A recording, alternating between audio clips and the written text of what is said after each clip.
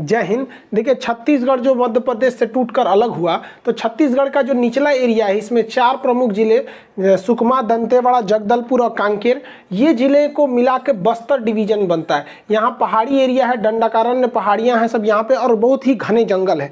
इन घने जंगलों में अप्रैल से जून का महीना जो पतझड़ का महीना होता है, तो इसमें पेड़ पौधों की पत्तियाँ गिर जाती हैं, जिससे हमारे CRPF, कोबरा कमांडो जो आगे डिस्ट्रिक्ट फोर्स है, उनकी मूवमेंट पर नक्सली नज़र रख सकते हैं और उन्हीं पर अचानक हमले करते हैं। इस बार भी ऐसा ही हुआ। हमेशा से पतझड़ के मौसम में उनके हमले बढ़ जाते हैं और इसमें 22 जवान शहीद हो गए, बहुत जख्मी हो गए थे।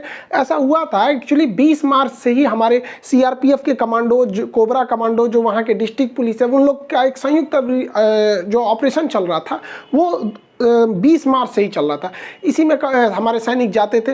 एक्चुअली होता क्या है कि हमारे जो सैनिक होते हैं या कोबरा कमांडो, वो अटैक कब करते हैं सब, जब उन्हें सूचना मिलती है अपने मुखबिरों के द्वारा, या फिर वो रेडियो जो कम्युनिकेशन होता है उन्हें इंटरसेप्ट कर लेते हैं। तो रेडियो पे ही नक्सली भी बात करते हैं, ये लोग भी बात करते हैं, कभी कभी इंटरसेप्ट कर लेते हैं, तो उनकी सूचना मिल जाती है। तो हमारे कमांडो जो उन पर गए थे छापा मारने, बट वहाँ कोई मिला नहीं। तो लौटने के वक्त में इन लोग को ड्रोन जो थे, इनका जो ड्रोन होता है भारतीय, जो भारत के पास कोई भी ड्रोन अभी हमलावर ड्रोन नहीं है।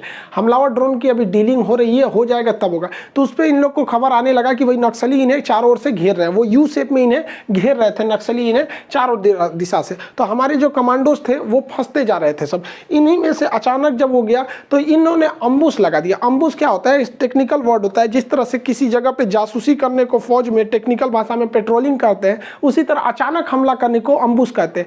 और यह हमला बहुत खतरनाक था। इसमें 2 खतरनाक हथियारों का यूज किया गया। आरपीजी होता है, रॉकेट प्रोपेल्ड ग्रेनेड होता है, और अंडर ग्रेनेड लॉन्चर होता है। वो इनडायरेक्ट फायर करते हैं। इन्हें फायर करना भी आसान होता है। पहले क्या था, इनका रेंज 400 मीटर है, तो 400 मीटर गोली से अगर गोली मारेंगे तो 400 मीटर जो निशाने पे आएगा वही लगेगा। बट ये जहां जाता है 400 मीटर तो वहां जाता है, उसके बाद ब्लास्ट करता है। तो 11 मीटर के दायरे में तो जो रहेगा वो डायरेक्ट हिट करेगा। उसके बाद भी इसके स्प्लेंडर यानी इसके जो बाहर के छर्रे होते हैं उससे जख्मी हो जाता है कई सैनिक। तो इसका प्रयोग किया गया, यही सबसे ज्यादा घातक पहुंचाया इस हमले में। देखिए, जो आरपीजी होता है, इसका जो राउंड यानी जो गोला होता है जिससे बढ़ के मारा जाता है, वो एक खुद में रॉकेट होता है। इस साइज के इतने बड़े रॉकेट को इसके अंदर भरा जाता है, और इसके अंदर भरने के बाद इसे लॉक कर दीजिए। इसे चलाना काफ़ी सिंपल होता है, छोटा सा हथियार होता है, लेकिन ये ब्रस्ट फायर बहुत तेज, मतलब बहुत ज़्यादा पीछे एग्जॉस्ट करता है यहाँ पर, और आगे जाने के बाद बहुत ज़्यादा डैमेज करता है ये इसको फायर करने के बाद। और इसे ईजी टू केयर होता है। जंगलों में ये आतंकवादी और टेररिस्ट के लिए बहुत तगड़ा काम करता है ये। इसे लोड करना भी काफ़ी सिंपल होता है। लोड करने के बाद तुरंत एम लगा के इसे आराम से कंधे पे रख के फायर किया जा सकता है, बट इसके पीछे कोई नहीं रहना चाहिए, वरना उसके ऊपर भी झटका लग जाएगा। इसको 400 मीटर के रेंज में फायर करके किसी भी चीज को पूरी तरह तबाह किया जा सकता है। इसे ग्रेनेड लॉन्चर में पिस्टल जैसे होता है, उस तरह से इसमें राउंड को भी, जो ग्रेनेड को इसमें भी भरा जा सकता है। अगर बहुत ज्यादा नहीं है, पोर्टेबल ले जाना है, तो इस तरह से भी भर के आता है, जिसमें अंडर बैरल ग्रेनेड लॉन्चर होते हैं, और भर के उसके बाद ग्रेनेड फेंका जाता है, जो वहां जाके इनडायरेक्ट फायर करता है, ब्लास्ट करता है। तो कोई छुपा हुआ रहता है तो उसे भी लग जाता है। इस लॉन्चर की मदद से ग्रेनेड को बहुत दूर तक लॉन्च किया जा सकता है, जो हाथ से पॉसिबल नहीं है। तो ये दूर तक लॉन्च कर देता है, जिससे कि वहां पे जाके ज्यादा डैमेज करता है ये। इस अम्बुश में हमारे कमांडो जो थे वो घिर गए थे, और जो रीइंफोर्समेंट था, यानी जो इनके मदद के लिए जो फौज बुलानी थी, वो उनको भी पूरी एक्यूरेट लोकेशन नहीं पता चल पा रही थी। तो रीइंफोर्समेंट भी बहुत देर से पहुंची, और इसमें सबसे ज्यादा घातक हो गया कि हमारा जो रीइंफोर्समेंट था ये तो लेट से पहुंचा ही। इनके पास कोई छुपने के लिए बख्तरबंद इस तरह की गाड़ियां भी नहीं थी। हालांकि जंगलों में हर जगह इन गाड़ियों को ले भी नहीं जाया जा सकता है। और सबसे बड़ा जो दिक्कत हो गया वो हेलीकॉप्टर आई 8 घंटे बाद। अब सोचिए, सीआरपीएफ के पास अपनी हेलीकॉप्टर नहीं है, उन्हें एयरफोर्स से लेना है, तो एयरफोर्स से लेने में काफ़ी ज़्यादा पेपर वर्क करना पड़ता है। तो ये लोग कह रहे थे कम से कम हेलीकॉप्टर उड़ा भी देंगे ना, नक्सलियों के ऊपर एक मनोवैज्ञानिक दबाव बन जाता है कि हेलीकॉप्टर आ रहा है। तो सीआरपीएफ को खुद सरकार को एक्स्ट्रा हेलीकॉप्टर देने चाहिए, जो पर्सनली सीआरपीएफ के कमांडोज के लिए हो सकता है। जब चुनाव में इतने हेलीकॉप्टर घूमते हैं तो इनके लिए नहीं हो सकता यहाँ पे। तो हेलीकॉप्टर भी बहुत देरी से पहुंचा था, तो इस वजह से उनकी क्षति ज़्यादा हो गई। हालांकि हमारे कोबरा कमांडो बहुत ही वेल ट्रेंड थे, वरना ये क्षति और भी ज़्यादा जा सकती सकती थी। जब हमारे जवान कुछ शहीद हो गए और जो जख्मी हो गए थे तो ये नक्सली क्या करते थे, उनका हथियार लूट लेते। अक्सर ऐसा देखा जाता है कि जो हमारे जवान शहीद होते हैं उनकी बॉडी में ये लोग प्रेशर बम रख देते हैं नीचे, ताकि अगर उनकी बॉडी को कोई हटाएगा तो बम फट जाता है, इसलिए डायरेक्टली हटा भी नहीं सकते हैं लोग, तो इसके लिए बम निरोधक दस्ते को बुलाया जाता है। जितने भी नक्सलाइट थे हमारे शहीदों के हथियार छीन के लेकर भाग गए, क्योंकि उनके पास जो था बहुत ही मॉडर्न हथियार था, तो इन हथियारों को वो लोग छीन के लेकर भाग गए थे। बहुत सारे हमारे जो जवान जो बचे हुए हैं उन्होंने बताया कि जब वो बॉडी को अपने साथी के बॉडी शरीर को नहीं ले जा पाए तो वो लोग जानबूझ के हथियार लेके भाग गए ताकि नक्सलाइट उन हथियारों को न छीन पाए। सब नक्सलाइटों ने हमारे फौजी पे जो हमारे सीआरपीएफ के कमांडो, उनका बुलेट प्रूफ जैकेट निकाल लिया, उनके जूते निकाल लिए थे सब, उनका हेलमेट सब लेके भाग गए सब, ताकि वो नेक्स्ट हमले में काम आ सके सब उन लोगों के। ऐसा सीआरपीएफ के मतलब वहाँ के लोगों का कहना है कि इतना हथियार ले गए हैं सब कि वो इतने बड़े बड़े और 4-5 हमले को अंजाम दे सकते हैं इन्हीं लूटे हुए हथियारों के दम पर। इस घटना से सीख लेते हुए हमें यह करना चाहिए कि जो भी नक्सली ऑपरेशन में जा रहे हैं हथियार, उन हथियारों के अंदर जीपीएस सेटिंग को लगा के रखना चाहिए, ताकि अगर नक्सली उन हथियारों को लूट के लेके जाते भी हैं तो उनमें एक बात का खतरा रहे कि हम ट्रेस हो रहे हैं। इससे हम अपने हथियार को भी रिकवर कर सकते हैं और साथ ही साथ उन नक्सली जो भाग रहे हैं उनके लोकेशन को भी ट्रेस कर सकते हैं। अमेरिका अपने हथियारों को बचाने के लिए, आतंकवादी जब अफगानिस्तान में मारते थे तो उसमें सेल्फ ब्लास्ट एक डिवाइस लगाता था कि अमेरिका जब चाहे तो अपने हथियारों को ब्लास्ट कर सकता था, उसमें एक रिमोट सिस्टम देता था, तो लोकेशन भी ट्रेस हो जाती थी और हथियार भी ब्लास्ट हो जाते थे। तो इस सिस्टम को तो खास करके नक्सल क्षेत्र में लागू करना ही चाहिए। नक्सलियों के आय का जो मुख्य स्रोत है वो लेवी है, यानी चुंगी यानी टैक्स लेते हैं। वहां कोई भी फैक्ट्री रहेगी, कोई भी कंस्ट्रक्शन का काम होगा तो उसका 10% वो लोग टैक्स लेते ही लेते हैं, वरना वो आग उग लगा देते हैं, यहाँ जाके जेसीबी जला देंगे सब। वहाँ जितने टेम्पो स्टैंड है या जो भी गाड़ियाँ जाती हैं उस रूट से वो लोग बाकायदा बांस लगा देते हैं, टोल टैक्स वसूलते हैं 10%। यहाँ सवारी के हिसाब से अलग अलग उनका रेट होता है। और उनके पास जो मुख्य हथियार होते हैं वो तो देसी हथियार होते हैं, इनके ज़्यादा रेंज नहीं होते, लेकिन वो हमारे ही सैनिकों के हथियार को लूट के लेके गए रहते हैं, जो उनका मुख्य हथियार बन जाता है, जिसमें यूबीजीएल जो अंडर बैरेट ग्रेनेड लॉन्चर है या फिर AK-47 या इंसास राइफल है, ये जो घातक हथियार है वो हमारे ही कमांडोज के हैं सब। तो इससे सरकार को भी थोड़ा सा सजग रहने की जरूरत है। नक्सली जंगल में टेंट लगा के सोते हैं, उनका कोई फिक्स ठिकाना नहीं होता, वो किसी एक जगह पे 1 से 2 दिन ही रुकते हैं सब। कहीं पे भी वो जंगल में चलते रहते हैं, जहाँ पे उनका सुटेबल जगह लगा वहाँ वो टेंट लगाते हैं और वहाँ पे वो लोग खाना बनाना चालू करते हैं। उनमें कुछ खाना बनाते हैं तो कुछ वहीं पे पहरेदारी देने का काम करते हैं। तो कुछ वहाँ के जो नक्सलाइट होते हैं वो अगल बगल के गाँव के एरिया में जाते हैं, ज़रूरत का सामान ले आते हैं, या फिर उन्हें जाके जो अपनी बातों को कहना होता है कहते हैं। हर नक्सलाइट के पीठ पे एक बैग रहता है जिसमें उनके ज़रूरत के सामान होते हैं, फर्स्ट एड बॉक्स होता है, कुछ अपने ज़रूरत के सामान होते हैं, हथियार होता है, मैगजीन की गोलियाँ होती है। ये गोलियों का हिसाब बहुत सटीक रखते हैं ये लोग। इनकी ट्रेनिंग जो होती है वो मतलब नकली गोली पर और गुब्बारों को मार के करते हैं ये लोग ट्रेनिंग। इनकी गोलियों का हिसाब इतना होता है कि एक नक्सलाइट पकड़ा गया था तो उसने बताया था, गिनती के बताया था, मैंने इतनी गोलियां यहाँ चलाई थी, मतलब उसे अपनी गोलियों का भी हिसाब मुझे याद है, क्योंकि इनके पास तो कोई गोली बनाने का कारखाना है नहीं, इन्हें गोलियां इधर उधर से मिल जाती हैं, इसलिए गोली का हिसाब बहुत सटीक रखते हैं ये लोग। छत्तीसगढ़ में सबसे दुर्दांत नक्सली के नाम से जाना जाता है हिडमा। हिडमा जो है वो यहाँ का बहुत ही खतरनाक है। उसने People's Liberation Guerrilla Army, guerrilla उसे कहते हैं जो छापामार लड़ाई करते हैं, मतलब जंगल में छुप गए, अचानक निकले, 10-15 को मारे फिर भाग गए, मतलब इनका कोई फिक्स टारगेट नहीं रहता है, मतलब जैसे मौका मिला उस तरह से ये लोग हमला करते हैं। इसका बटालियन 1 का ये हिडमा कमांडर कहा जाता है। इसके ऊपर सरकार ने 40 लाख रुपए का इनाम रखा। ये 90 के दशक में नक्सली आंदोलन में शामिल हुआ था। यह इतना खतरनाक है कि इसके 4 किलोमीटर के दायरे में नक्सली इसकी सुरक्षा घेरा लगा के रखते हैं। जहां ये रहता है उसके 2 किलोमीटर एक नक्सलियों का घेरा रहता है जो आम नागरिक के भेष में रहते हैं। उसके अंदर 2 किलोमीटर के अंदर में हथियार बंद रहते हैं, फिर 600 मीटर के अंदर में रहते हैं। और जहां ये रहता है हिडमा, वहां पे इसकी सुरक्षा इतनी जबरदस्त है कि पिछले 15 साल से हिडमा का कोई नया फोटो नहीं है। नक्सलाइट ये इतना खतरनाक है कि हमारे सुरक्षा बल इसे पहचानते तक नहीं है। कहीं भी देखेंगे तो इसका यही पुराना वाला फोटो आता है यहाँ पर। इतनी इसकी सिक्योरिटी टाइट रखी गई है। यही जिम्मेदार है, चाहे वो 13 का हमला हो, 17, 19, 20, 21, हमेशा वहाँ पे ये लगातार हमला करते रह रहा है हिडमा। और इसने जो एक हमारे जो सिपाही जो कमांडो कोबरा थे उन्हें गिरफ्तार किया था, तो उन्होंने इसको रिहा किया गया। हालांकि जो मीडिया में खबर है कि रिहा करने के बदले उसने शर्त रखा है कि ये अपने परिवार के साथ जाएंगे और एक फोटो इन्हें भेजेंगे। लेकिन वहाँ के स्थानीय लोगों का कहना है कि ये जो रिहाई किया गया है इसके बदले में उसने कुंजन सिक्का नामक एक नक्सली की रिहाई के बदले में इन्हें रिहा किया। ये वहाँ के लोकल लोगों का कहना है, क्योंकि यहाँ पर बहुत सारे लोकल वगैरह जो है उनसे हमारी एक दो लोगों से बात हुई तो उन लोगों ने ऐसा बताया था। हालांकि जो सरकार की ओर से मध्यस्थता किया था, मतलब नक्सलाइट और सरकार के बीच में जो मध्यस्थता करने का काम किया था वह धर्मपाल सैनी ने किया था। ये विनोबा भावे के शिष्य हैं, इन्हें बस्तर का गांधी भी कहा जाता है। इन्होंने ही मध्यस्थता किया था और नक्सलाइटों ने जनता अदालत लगाई थी, वहाँ हजारों लोग गाँव वालों की उपस्थिति में इनको रिहा किया गया था।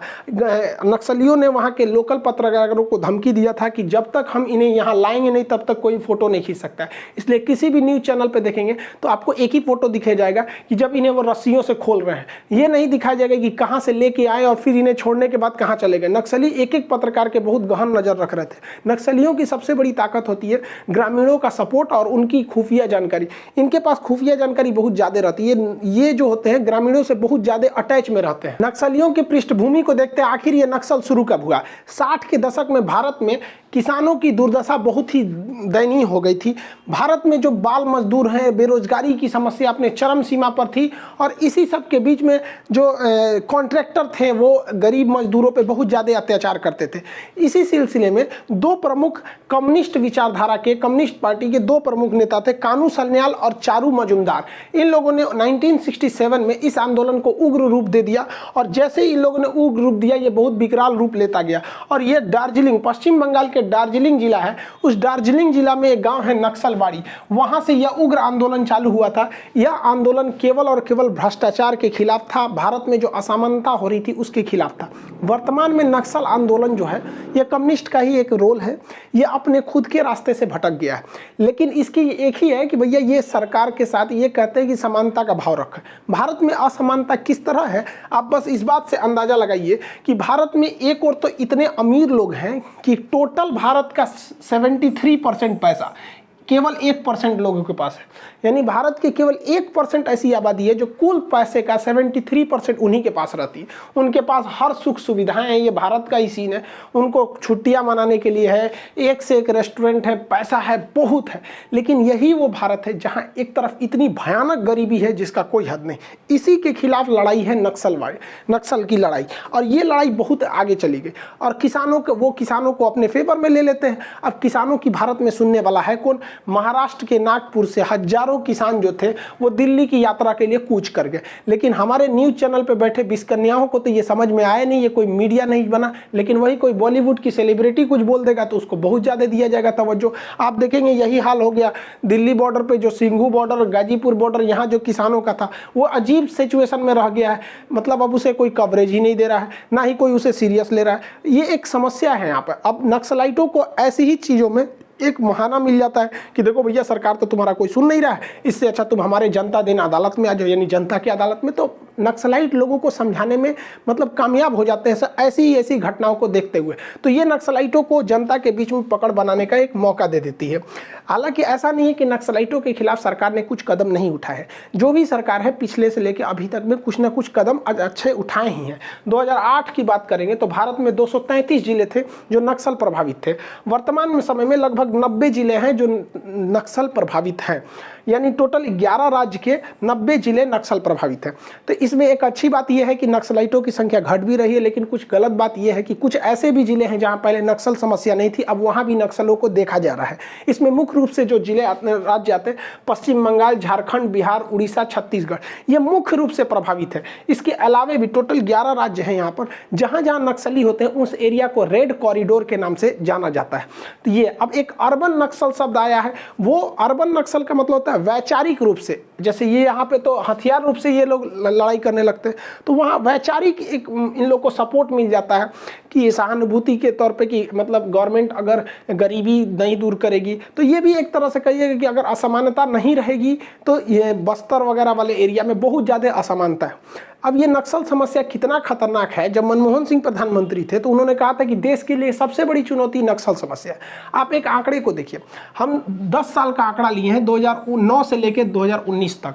ये 10 साल में 2009 से 2014 तक मनमोहन सिंह प्रधानमंत्री थे और 14 से लेकर 19 तक मोदी जी थे, लेकिन दोनों के एक एक कार्यकाल को हमने इसमें शामिल किया है। इन 10 सालों में जो नागरिकों की मौत हुई है वो नक्सली हमले में 2191 नागरिकों की मौत हुई है नक्सली हमले में, जबकि कश्मीर में जो आतंकवादियों से हमला हुआ है वो केवल उसमें 384 नागरिकों की जान गई है। यानी नागरिकों की जान लेने में नक्सली ही ज़्यादा खतरनाक है। अब हम बात करते हैं हमारी जो सुरक्षा में लगे हुए जवान हैं वो कितने शहीद हुए हैं। नक्सली हमले में अब तक 1342 जवान शहीद हुए हैं, ये इतना बड़ा आंकड़ा है। जबकि जम्मू कश्मीर में इन 10 सालों में 2009 से 2019 के बीच में इन 10 सालों में 675 जवान शहीद हुए हैं। यानी यहाँ से देखेंगे तो दोगुना नक्सलियों के मुठभेड़ में हमारे जवान शहीद हो रहे हैं। बात करते हैं हमलों की, तो नक्सलियों ने इन 10 सालों के बीच में 2045 हमले किए हैं, जबकि जम्मू कश्मीर में जबकि उसको पाकिस्तान का खुलेआम समर्थन है वहाँ 1850 है। अगर आप देखेंगे तो नक्सली जिसे आप इग्नोर कर रहे हैं किसी भी तौर पे अगर देखेंगे तो हमारे यहाँ पे टॉप प्रायोरिटी लिस्ट में भी नक्सली समस्या नहीं है। अगर हमले ना हो नक्सली के इतने बड़े बड़े तो लोग भूल जाएंगे भारत में नक्सली समस्या भी है। जबकि आप रियलिटी देखिए जम्मू कश्मीर से ज़्यादा खतरनाक यहाँ पर हो रहा है, लेकिन इसे मीडिया उतना तवज्जो नहीं देती है जो उनको और आगे बढ़ने के लिए हौसले दे देते हैं। ये नक्सली हमला बंगाल चुनाव में कहीं ना कहीं धूमिल पड़ता दिख रहा है। हमारे ओर से भी कुछ गलतियां हुई थी जो कि नक्सली हमलों को बढ़ावा दे दिया। 2005 से पहले नक्सली बहुत ज़्यादा हमला नहीं करते थे, लेकिन 2005 में महेंद्र कर्मा नामक एक नेता थे। ये पहले बीजेपी में थे, फिर आके कांग्रेस में आ गए, कांग्रेस में भी ये बहुत बड़े पद पर भी थे। तो ये 2005 में इन्होंने एक आंदोलन चालू किया सलवा जुडूम के तहत इन्होंने ग्रामीणों को हथियार दे दिया। 15-16 साल लड़के 18-18 साल के लड़कों को इन्होंने हथियार थमा दिया और जहां नक्सलाइट मिले वहां मार दो। अब आप बताओ भाई, अगर आप 18 से 20 साल के लड़कों को हथियार दे दो तो नक्सलाइट को ज़्यादा मारेंगे कि अपनी पुरानी रंजिश निकालने लगेंगे। तो ऐसा कई बार देखा गया कि ये नक्सलाइटों को तो मारते थे, नो डाउट ये बात सही है कि सलवा जुडूम में बहुत सारे नक्सलियों को भी मारा गया, लेकिन ये लोग अपनी पुरानी रंजिश में किसी से दुश्मनी है उसे जाके मार दिए। रिपोर्टेड है ये मामला कि बहुत जगह पे ऐसी रेप की भी घटनाएं थी। हम अपने पास से नहीं बोल रहे हैं, ये आपको देखेंगे छत्तीसगढ़ के खुद डॉक्यूमेंट्री में निकालेंगे तो आपको पता चलेगा। ये मामला उठ के चला गया सुप्रीम कोर्ट में। सुप्रीम कोर्ट ने सलवा जुडूम को बैन कर दिया, बंद कर दिया। हालांकि सलवा जुडूम में जो थे उन्हें 3000 रुपये महीना सैलरी भी दिया जाता था। बाद में नक्सली हमला 2013 में इतना भीषण हुआ कि उसमें महेंद्र कर्मा की मौत हो गई जो सलवा जुडूम के थे। और इसी सलवा जुडूम के बाद नक्सलियों का जो एक तरह से अंबार लग गया, उन्होंने भी तबातोड़ हमला चालू कर दिया यहाँ पर। नक्सलियों ने भी यहाँ पर, तो एक ये भी थी। इसके अलावा भी अगर आप देखते हैं तो नक्सलियों की मुख्य हमला करने की जिम्मेदारी क्या है कि जो सरकारी योजनाएं आती हैं, आपको भी पता है कि भैया सरकारी योजना ऐसी आती है ऊपरे ऊपरे खत्म हो जाता है। हमारे यहाँ एक तो सड़क है, हम आरटीआई करके निकाले कि सड़क का पोजीशन क्यों है तो पता चला उसमें हाईवे लिखा हुआ था। मतलब ऐसा सड़क है कि 2 गाड़ी आमने सामने आ जाती तो एक को रुकना पड़ता है तब क्रॉस करती है। अब पेपर वर्क पे वह हाईवे है। इतना खतरनाक करप्शन होता है। तो सरकारी योजनाओं में 2 धांधली होती है। आदिवासी तो अपने उतना पढ़े लिखे नहीं होते हैं, वो पौराणिक मतलब मान्यताओं को अभी भी लेकर है, तो उनका जो शोषण होता है ये दिखाते हैं नक्सली उन लोगों के लिए। जो ठेकेदार होते हैं उल्टा सीधा सड़क बना देते हैं इनके खिलाफ। मीडिया इसमें नक्सलियों के लिए भी हो जाती है। मीडिया अपनी टीआरपी बढ़ाने के लिए, अपने को दिखाने के लिए, जब भी कभी कमांडो ऑपरेशन होता है या कुछ होता है तो मीडिया बढ़ चढ़ के दिखाने लगती है, ये देखिए हमारे कमांडो जा रहे हैं, इसका मतलब कोई बड़ा कार्रवाई होने वाला है। इसी में वो लोग भाग जाते हैं। वहाँ पर पत्रकारों को, वहाँ पर लोकल पत्रकार भी इसमें बहुत गलत भूमिका निभाते हैं सब हमारी सूचनाओं को लीक करने के लिए यहाँ पर। और जो भारत में करप्शन है, अगर केंद्र सरकार नक्सलियों को के प्रभाव से छुड़ाने के लिए आदिवासी इलाका में अगर स्कूल बनाती है तो साले सब ऐसा ही स्कूल बनाएंगे सब ठेकेदार सब की 2 महीना में गिर जाएगा स्कूल वहाँ पर। तो करप्शन लेवल जानबे करते हैं हम लोग। करप्शन को ख़त्म करने में हम लोग 86 रैंकिंग पर है। हद है भैया करप्शन हम लोग के यहाँ पे। हर चीज़ में भैया हमारे यहाँ पॉलिटिक्स। ये सरकार कहेगी कि हमारे यहाँ कम हमले हुए, ये कहेगी हमारे यहाँ कम हमले हुए। इतना भयानक इंडिया में पॉलिटिक्स है कि हम अभी आपको जो बता रहे थे इसमें हमने दोनों सरकार को शामिल किया था। 5 साल मनमोहन सिंह का भी, 5 साल मोदी जी का भी, क्योंकि फिर हमारा खींचने लगेगा सब वहाँ पे। तो ये हो गया इंडिया में पॉलिटिक्स। मतलब आप कुछ भी कीजिएगा ना तो आपको कहीं ना कहीं से ले जाके आपको पॉलिटिक्स में जोड़ देगा सब। वो कहेगा कि हमारी सरकार में भैया तो जो सेना की है या जो सीआरपीएफ की है उनको श्रेय जाना चाहिए मुख्य रूप से। अब जो नक्सली हैं, बहुत से लोग नक्सली में चले जाते हैं तो उसको छोड़कर वो नक्सली को छोड़कर अपने हथियार को ले आके सरेंडर करते हैं। तो सरकार तो वादे बहुत बड़े बड़े कर देती है कि हम आपको पुनर्विकास के लिए घर देंगे, आपको नौकरी देंगे, आप हथियार जमा करके मुख्य धारा में मिलिए। तो लोग मिल भी जाते हैं, लेकिन ये सारी चीज़ें पेपर पे ही रह जाती है। ऑन रिकॉर्डेड है कि केवल 30% लोगों को पुनर्वास मिला है। अभी भी 70% जो नक्सलाइट छोड़कर आए हैं, अब बेचारों उनके लिए दिक्कत ही है, सरकार उनका सुन नहीं रही है और अब नक्सलाइट उनको खोज रहे हैं कि तू भाग के गया है, मार डालेंगे तुमको यहाँ पर। तो ये एक समस्या है। आप इनको तो छोड़िए भाई साहब, पुलवामा में जो शहीद हुए हैं लोग ना, उनके बहुत सारे ऐसे लोग आपको मिल जाएंगे न्यूज़ पे कि उनको कुछ नहीं मिल पाया, जो वहाँ शहीद हो रहे हैं उनको मिल ही नहीं रहा है। तो ये नक्सल छोड़ के आए, इनको कौन उतना ध्यान से देता है यहाँ पर। इसके बाद भी क्या होता है कि जो नक्सली छोड़ कर आते हैं, बहुत बार जो वहाँ डिस्ट्रिक्ट गार्ड पुलिस है वो क्या करती है, उन्हीं नक्सलियों को फिर से हथियार देकर पुलिस में शामिल कर देती है और अग्रिम पीढ़ी में उसको रख देते हैं सब। अब वो सोचते हैं कि भाई हम वो बलि का बकरा बना रहे हैं। तो कई बार ऐसा भी हुआ है, ये रियल घटना है कि नक्सली छोड़कर मुख्य धारा में आए थे, लेकिन यहाँ उतनी सुविधाएं जो सरकार ने कहा था नहीं मिल पाया, तो वो फिर लड़ाई पे भी गए। अब पुलिस के साथ लड़ रहे थे और बीच में जाके वो नक्सलियों से मिल गए, तो ये बहुत घातक हो गया। तो हमारे सामने इन नक्सली जो समर्पण कर रहे हैं ना, उनके प्रति हमारे लिए सांप छछूंदर का स्थिति है। हम 100% बिलीव करें तो कैसे करें? आप खुद सोच सकते हैं 100% आंख बंद करके बिलीव उन पर कर नहीं सकते। हालांकि नक्सलियों की समस्या को समाधान करने के लिए सरकार ने बहुत बड़े बड़े कदम उठाए। राजनाथ सिंह ने समाधान योजनाओं को चालू किया। ये समाधान योजना 8 सूत्री कार्यक्रम है, जिसके तहत वहां पर स्मार्ट लीडरशिप को देना है, एग्रेसिव स्ट्रेटजी अपनानी है, ट्रेनिंग देना है, सर्विलांस को रखना है, ये सारी चीज़ों को करना है। इसी के तहत वहाँ पे अच्छी सड़कें बनाई जा रही हैं, कनेक्टिविटी के लिए पुल बनाया जा रहा है। अब नक्सली क्या करते हैं, इन्हें तोड़ देते हैं। तो जनता का मतलब जो लगाव है नक्सलियों के प्रति वो भी टूट रहा है कि भैया ये सड़क तो हमारे लिए, पुल तो हमारे लिए। वहाँ पे ट्रांसमिशन लाइन, बिजली की सुविधा, मोबाइल टावर ज़्यादा से ज़्यादा उपलब्ध कराया जा रहा है ताकि वो लोग मुख्य धारा में मिल सके और नक्सलियों से दूरी बनाए सके।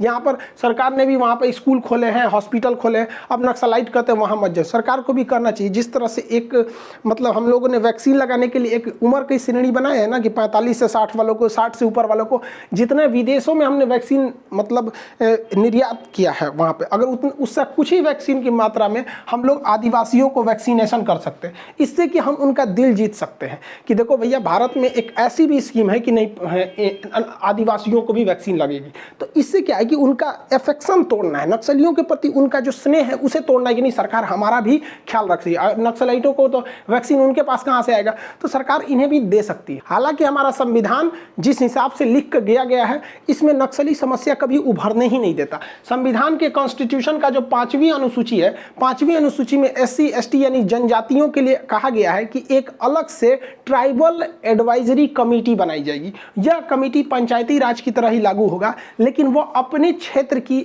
स्थितियों के हिसाब से नियम कानून बना सकता है। अब आदिवासियों का रहन सहन, पहनावा वो अलग होता है, उन्हें आप भारत की मुख्य भूमि से या मुख्य कल्चर से जोड़ के देखेंगे तो उतना सुटेबल नहीं हो पाएगा, इसलिए आप उसका पूरी तरह से सुटेबल समाधान भी नहीं कर सकते। तो भारत सरकार को भी इमीडिएटली सख्ती से अनुसूची 5 को लागू करना चाहिए, जिससे कि ये समस्या का त्वरित समाधान हो सके। लेकिन बैकडोर से सख्ती भी जरूरी है। हमारे CRPF के लिए भी स्पेशली हेलीकॉप्टर्स होने चाहिए ताकि वो वहां से अटैक कर सके जंगल में। हालांकि हर जगह हेलीकॉप्टर सक्सेस नहीं होंगे, जहां घने जंगल है वहां नहीं होंगे, लेकिन हाँ मनोवैज्ञानिक दबाव वहां पे जरूर बनेगा। उनके मूवमेंट पे हम नजर रख सकते हैं, बहुत लंबी दूर पे नहीं भाग सकते वहां पर।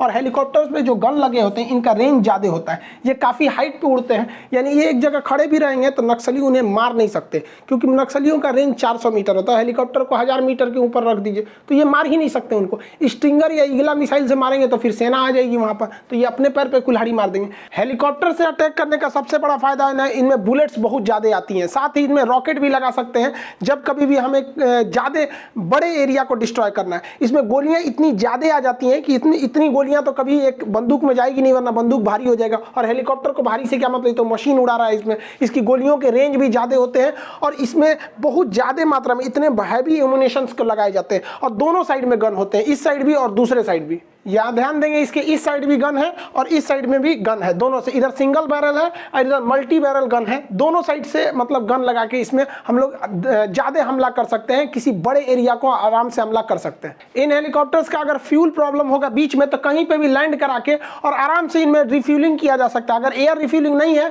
तो कहीं पे भी ड्रॉप करा के हम लोग वहां पे रिफ्यूलिंग करा सकते हैं ताकि इसका रेंज और भी बढ़ जाए। देखिए इनकी जो फायरिंग रेंज होती है बहुत लंबी होती है, ये दूर तक में फायर कर सकते हैं। इनका 2-3 किलोमीटर यानी 3 से 4000 मीटर मारक क्षमता होती है, जबकि नक्सलाइट के पास जो भी हथियार है वो केवल 400 मीटर मार सकते हैं। और इन लोग का रेंज बहुत लंबा होता है और 1 सेकंड में 20 गोली मारती है। 1 सेकंड में 20 गोली मारेगी, बचने का सवाल पैदा नहीं होता है। ये लोग अगर नक्सलियों के ऊपर खड़े भी हो जाते हैं हेलीकॉप्टर से तो इनको कोई नुकसान नहीं होने वाला है, क्योंकि हेलीकॉप्टर कम से कम उड़ेगा तो 2000 मीटर पर, समझिए 2000 मीटर पर, और नक्सलियों की गोली उड़ने की क्षमता जो है अधिकतम 400 मीटर है, यानी उससे भी 5 गुना ऊंचाई पर हेलीकॉप्टर है। तो ये उन्हें नहीं मार सकते, लेकिन जब वो ड्रॉप करेंगे, बम ड्रॉप करेंगे, गोली मारेंगे तो वो आ सकता है, क्योंकि उनके पास मशीनरी ज्यादा है, उनका हथियार बड़ा है, क्योंकि उन्हें लोड का कोई टेंशन नहीं है। जैसे आप छत के ऊपर, कुतुब मीनार के ऊपर ईंटा नहीं फेंक सकते, लेकिन ऊपर से नीचे ड्रॉप करा सकते हैं ग्रेविटी की वजह से। तो यहाँ पे बहुत बड़ा बेनिफिट है। तो हम ये सारी मशीनरीज का यूज करना चाहिए नक्सलियों के खिलाफ, न कि अपने फौजी के जो हमारे कोबरा कमांडो है, सीआरपीएफ वाले हैं, इनको ऐसे ही हम लोग डायरेक्ट झोंक दें वहां पर। जब हमारे पास A to Z अवेलेबल है तो हम लोग उसका यूज करना चाहिए हम लोग को। अब कुछ लोग कह रहे हैं कि भाई नक्सली जो है वो भारत के ही हैं, हम उनके ऊपर इतने बड़े खतरनाक हथियार यूज नहीं कर सकते। अजीब हाल है भाई, एक बकरा को काटना है तो बड़ा चाकू से काटो, चाहे छोटा चाकू से काटो, तो मरेगा तो बकरा ही नहीं। यहाँ पे तो छोटा हथियार से मारने से मतलब क्या, धो बढ़िया से। और इन हेलीकॉप्टर को नक्सली नहीं मार सकते, क्योंकि इन हेलीकॉप्टर को मारने के लिए हथियार आएगा ईगला रॉकेट लॉन्चर होता है जो मारा जाता है। और जहां इन नक्सलियों ने रॉकेट लॉन्चर से हेलीकॉप्टर को गिराया, नक्सली से इनका दर्जा मिल जाएगा आतंकवादियों का। और जब आतंकवादी का दर्जा मिल जाता है तो कोई नियम कानून काम नहीं करता है, धो फिर ससुरों को जैसे मन है वैसे। हेलीकॉप्टर के यूज से ये फायदा होता है कि इनका रेंज काफी दूर होता है और दुश्मन की किसी भी एक्टिविटीज को ये आराम से नजर रख सकते हैं। ये हेलीकॉप्टर दुश्मन का कोई भी जो हथियार है वो 400 मीटर मार सकता है, और हेलीकॉप्टर हमेशा 2000 मीटर की ऊंचाई पे होता है। और इनका गन की रेंज ज्यादा होती है, और क्योंकि ये पूरी तरह उसी पे सेट होता है, और ये कहीं पे आके अटैक कर सकते हैं, बम्बार्डमेंट कर सकते हैं। और इनमें सबसे बड़ा चीज क्या है कि इनके बम्बार्डमेंट में अगर हम केमिकल्स वगैरह का यूज करें तो और भी घातक हो सकता है। जैसे ये जहां पे बम्बार्डमेंट करेंगे वहां तो बम्बार्डमेंट ठीक ही है, बट उसके बारूद के साथ अगर हम कुछ बेहोश होगा वाला जो ऐसा केमिकल मिला दे जिससे कि लोग, मतलब जो वहां के नक्सलाइट हैं वगैरह, वो बेहोश हो सके, तो जो डायरेक्ट एरिया हीट होगा उनका, वो तो ससुरे मरेंगे वहां पर। बाकी के एरिया पर हम लोग एक बहुत बड़े एरिया पे अपना डोमिनेंस कर सकते हैं कि इस एरिया में कोई भी आएगा तो इतना ना गैसे हुआ है यहाँ पे, जहरीला टाइप का गैस, कि इस एरिया में आते वो लोग निश्चित हो जाएंगे। वर्तमान में हमारे पास कोई भी हमलावर ड्रोन नहीं है, हमारे पास केवल सर्वेलांस ड्रोन है, जो सबसे बड़ा हमारे लिए कमी की बात है। हमें नक्सली ऑपरेशन के लिए ड्रोन की जरूरत है। तालिबान आतंकवादियों को अमेरिका ने बिना जमीन पर उतरे ड्रोन से ही मार के खत्म किया था, तो ये ड्रोन का यूज हमें ज्यादा से ज्यादा करना चाहिए। हेलीकॉप्टर या ड्रोन में हम थर्मल कैमरे का भी यूज करके जंगलों में रात के वक्त में अच्छे से निगरानी कर सकते हैं, क्योंकि नक्सल वगैरह जो होते हैं ना रात के समय में जंगलों में भाग जाते हैं। जैसे भाग रहा है यहाँ पे, इसको लग रहा है यही तेज बन रहा है, इसके ऊपर आराम से ड्रोन व्यू से नजर रखा जा सकता है। कहाँ कहाँ भागेगा ये इसके शरीर का टेम्परेचर पकड़ता है थर्मल कैमरा। अब ये अपने टेम्परेचर को नहीं छुपा सकता है, कहीं भी भागेगा ये कितना भी घना जंगल में तो वहां दिख जाएगा, और वहीं से डायरेक्ट टारगेट किया जा सकता है। और ये उस ड्रोन पर, अटैक ड्रोन पर या हेलीकॉप्टर पे ये चाह के भी हमला नहीं कर सकते। जैसे सड़क के अंदर घुस गए जंगल में, इनको खोजना काफी मुश्किल हो जाता है और वहीं से अचानक हमला कर देते हैं। इनकी संख्या भी आराम से बखूबी पता की जा सकती है कि कितनी संख्या है यहाँ पर,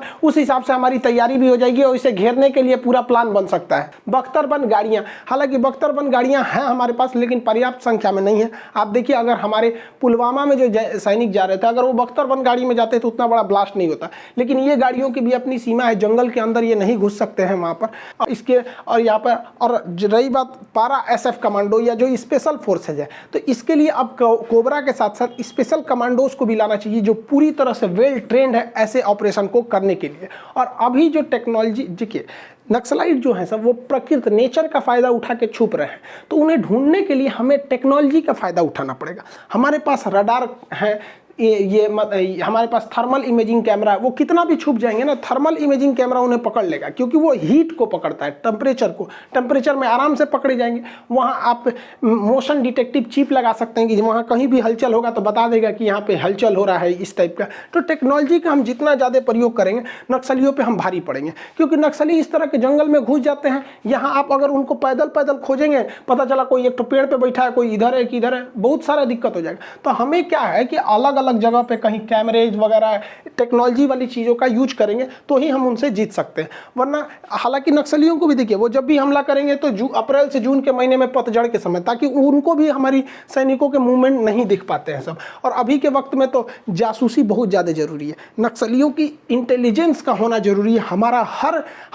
हमारे खुद के जवान नक्सलियों में होने चाहिए, जो उनके हर एक चीज़ों की सूचना दे सके। तो इस तरह की हमारे पास अगर रहेगा, और ऊपर से सैटेलाइट निगरानी, आजकल सैटेलाइट बहुत एडवांस आ गए हैं, वो ज़मीन के अंदर क्या है ये पता कर ले रहे हैं, तो ससुरा जंगल में कौन छुपा है ये कैसे नहीं पता चल पाएगा। देखिए दरअसल नक्सलाइट जो है वो कम्युनिस्ट की एक विचारधारा है। जर्मनी के एक फिलोसफर थे कार्ल मार्क्स, इन्होंने तो खुद कभी जीवन में एक गोली नहीं चलाई, लेकिन इनकी लिखी किताब कम्युनिस्ट मैनिफेस्टो ने पूरी दुनिया में गोली चला दी। इन्हीं की विचारधारा को हम कम्युनिस्ट कहते हैं। तो जो मार्क्स की कम्युनिस्ट को मानते हैं उन्हें कहते हैं मार्क्सवादी कम्युनिस्ट। अब रूस में आया एक लेनिन, तो उसने एक अपनी अलग विचारधारा रहा, तो लेनिनिस्ट हो गया। उसी में आया स्टालिन रूस में, तो उसकी कम्युनिस्ट की विचारधारा अलग थी, तो वो एक स्टालिन हो गया। चाइना में आया माओ, तो माओ की कम्युनिस्ट धारा अलग थी, तो उसे माओइस्ट कहा गया। और इन्हीं माओ की विचारधारा से प्रेरित है नक्सलाइट। तो कम्युनिस्ट जब समझेंगे तो कम्युनिस्ट में भी हम अब समझ जाएंगे कि मार्क्सवादी क्या था, कम्युनिस्ट पार्टी मार्क्सवादी, लेनिनिस्ट, नेपाल में अभी लेनिनिस्ट है, स्टालिन क्या था, माओ क्या था, नक्सल था। इसको हम कभी नेक्स्ट वीडियो में हम आपको समझा देंगे। कम्युनिस्ट की जितनी भी शाखाएं हैं उसे समझा देंगे। पिछले 20 दिनों से देखे होंगे आप कोई वीडियो नहीं आ रही होगी। एक्चुअली हम थोड़ा सा बिजी थे एजुकेशन सिस्टम को लेके कि हम कुछ टीचरों की टीम बना रहे थे और उन्हें हम गांव-गांव तक भेज रहे थे, ताकि छोटे से छोटे बच्चों को भी वेल ट्रेन किया जाए, ताकि वो जब बड़े लेवल पे आए तो उनको एक मतलब एक लेवल मिल सके कि हाँ ये पढ़ाई का लेवल है। तो कुछ टीचरों को रिक्रूट करना फिर उन्हें भेजना, तो एक काफ़ी लंबा टाइम लग जाता है। और आप लोग के लिए भी मतलब कि कैसे शिक्षा को मतलब सस्ता किया जा सके, यही सब को लेके थोड़ा सा हम लोग व्यस्त थे, इसलिए 20 दिनों से कोई वीडियो नहीं आया था। इसके लिए सॉरी भाई, वो भी ज़रूरी है, जैसे आप लोग के लिए ज़रूरी है वैसे छोटका बचवा सबके लिए भी तो ज़रूरी रहता है। खैर अब वो सब कामों को कर लिए। आई होप आप इसे समझे होंगे। मिलेंगे नेक्स्ट क्लास में। जय हिंद।